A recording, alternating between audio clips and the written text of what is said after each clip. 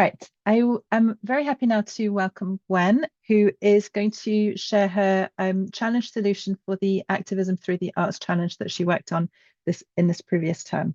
Over to you, Gwen. Hi, can everyone hear me all right? Yeah, okay. Hi, my name is Gwen. I'm based in Chile and I'm 15 years old. And today I'll be presenting my project. So let me just start sharing my screen. Okay. I hope you can all see my screen well. So hello, and today I'll be presenting my solution presentation, Wallmapu. So I'm going to start off by talking about the problem. Environmental activists around the world face increasing risks, including arrest, disappearance, or even murder for participating in environmentalist activities. Did you know that in 2023, 196 environmentalist deaths were documented? Latin America made up 85% of those killings. Between 2012 and 2023, more than 2,100 environmental activists have been killed. Now imagine you are being kicked out of your home. Well, that's exactly what's happening to Indigenous people. Indigenous people and Afro-descendants made up 49% of murders of environmental activists in 2023. Now, we need to think about that Indigenous people preserve 80% of the planet's biodiversity, while only making up 5% of the global population. So for my solution in the term, I decided to create a visual representation of the struggles Indigenous people face when protecting their homeland from pollution and destruction. I decided to do this through a stop-motion mini-movie highlighting how Indigenous people from Chile disappear in their attempt to protect their homeland. The objectives of the solution would be to put the problem into perspective. The visual representation would help the viewers empathize and understand the problem. The solution, I wanted it to be a form of activism in itself, and it will be aimed at the general public of the world. Why did I choose to do a visual representation? Well, visual presentation is a tool that can help people connect and understand the message or information that is being shared with them. This allows people to put the problem into perspective, and the visual presentation allows the audience to feel an emotional connection with what they are seeing. So before going into my actual solution, I would like to talk a bit about the Mapuche culture. The Mapuche tribe is made up of indigenous Chilean people. It is the tribe I chose to represent in my mini-movie. They have a deep connection to nature and believe in Mother Nature, Pachamama, and consider their land to be sacred. Some key elements you'll see in my mini-movie are the Machi, who is the healer, the Lonco, the chief, the Rewe, spiritual totem, the Palin, a typical game played by the Mapuche, the Kultrun and Ñulkin, typical instruments, and the Ruca, what they call their home or house.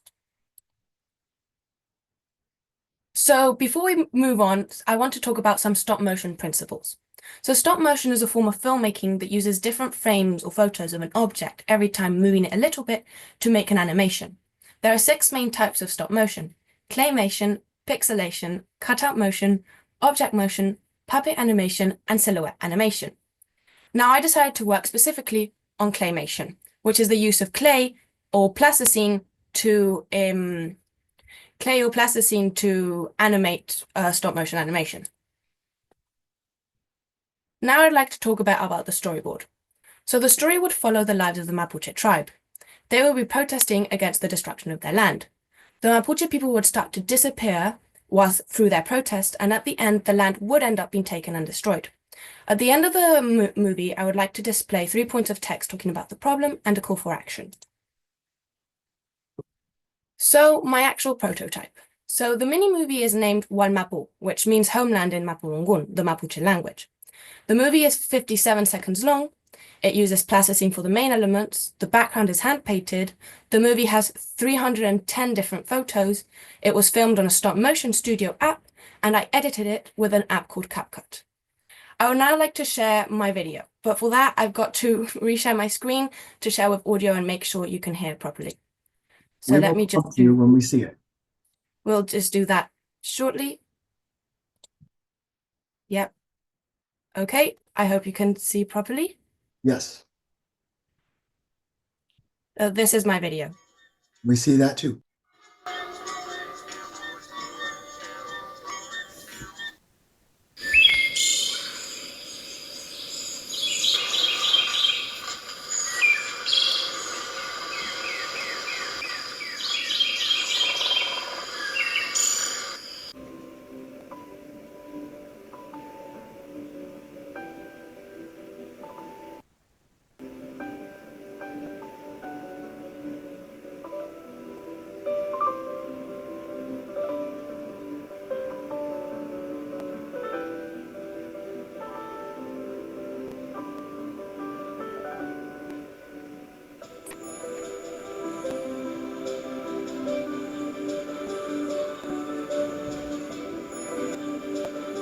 I hope you were able to hear the music. It was quite low, so it's okay if Okay. you didn't.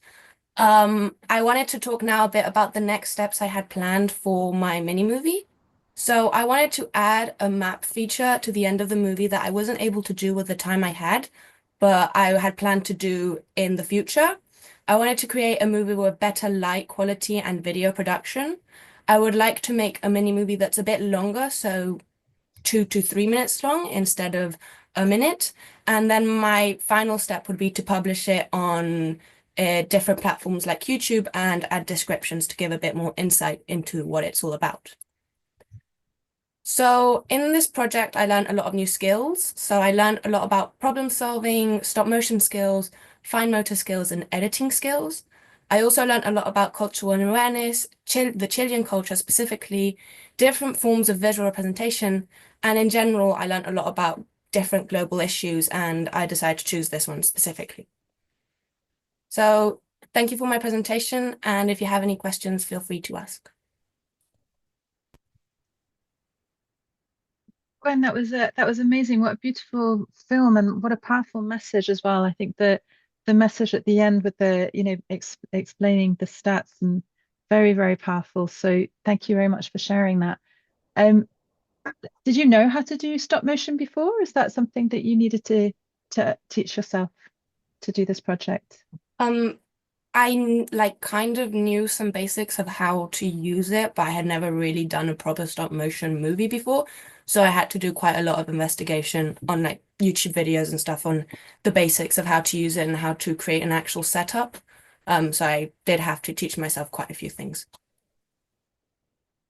Nice. Okay.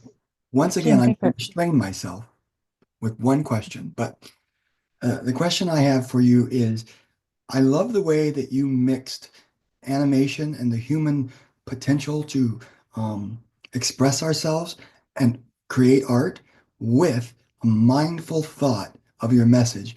And then that two left right hook at the end with that data was absolutely brilliant. How difficult do you think it will be to deploy this technology with its very simple framework into that area which you're discussing? What's your next prototype? And are you going to come back and present that to us?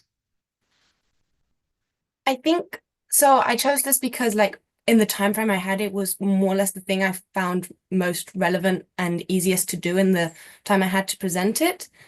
I think my biggest thought now would be to kind of almost redo the movie, following the same idea, but with more experience and more time to make it longer and have a sort of better video quality to kind of explain a bit more what I like trying to show as the problem so that people can see it and maybe without all the background of presenting everything, understand it like more fully.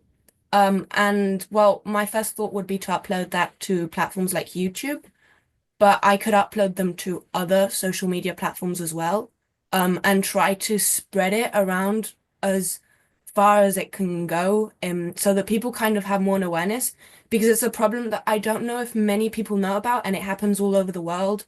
And it's something that I thought was really important for people to know about. So I think the Oh, first step would be to create further awareness, and then from that, see how we can move on to solving the problem at a bigger scale. okay, we're almost out of time, but stop criticizing yourself. Get out of modify and get into share. You have a very unique vision. It was entertaining. You are being too critical. I really was moved by that. Stop dismissing it.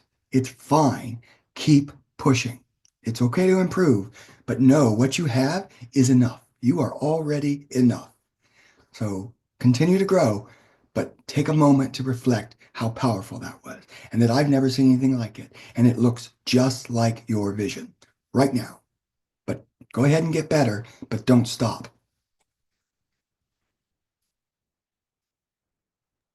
All right. Thank you. Thanks, Jim.